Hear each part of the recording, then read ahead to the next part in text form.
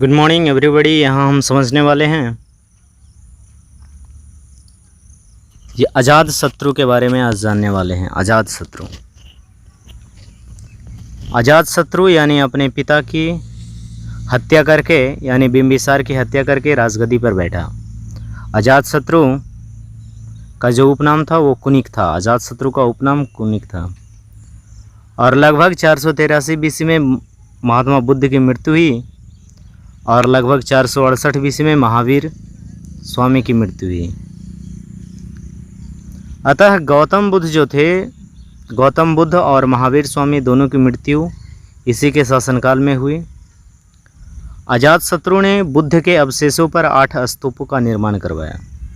यानी वो शासक अजातशत्रु ही था जिन्होंने महात्मा बुद्ध के स्तूपों पर यानी महात्मा बुद्ध के जो फॉसिल्स थे वहाँ पर 8 स्तूप बनाए। आगे इसी के बारे में डिटेल्स में थोड़ा दिया हुआ है कि he built 8 stupas on the fossils of Buddhas.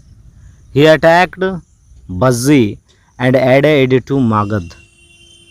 यानी उसने क्या किया, भगवान बुद्ध के फॉसिल्स यानी जीवाश्म जो बचे हुए थे अंश, उन पर 8 स्तूपों का निर्माण करवाया और वज्जी पर अटैक किया, आक्रमण किया और उसको मगध में मिला लिया। He started using 2 new weapons during his ruling period. यानी अपने शासनकाल के दौरान वो 2 नए हथियार का इस्तेमाल यानी किए। पहला था रसमूथल, यानी पहला जो हथियार था वेपन था उसका नाम था रसमूथल और दूसरा जो वेपन था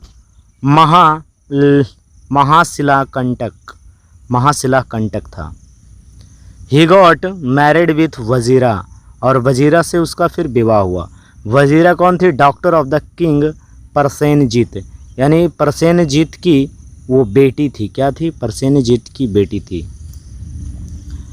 आगे समझने वाले हैं कि लगभग in 483 BC Ajatashatru organised first Buddhist council in Rajgira. यानी वो शासक अजातशत्रु ही था जो 483 ईसा पूर्व में यानी राजगृह या गिरिव्रज में प्रथम बौद्ध महासंगीति का आयोजन करवाया था। देखिए यहाँ पर एक पॉइंट है, जैसी करनी वैसी भरनी।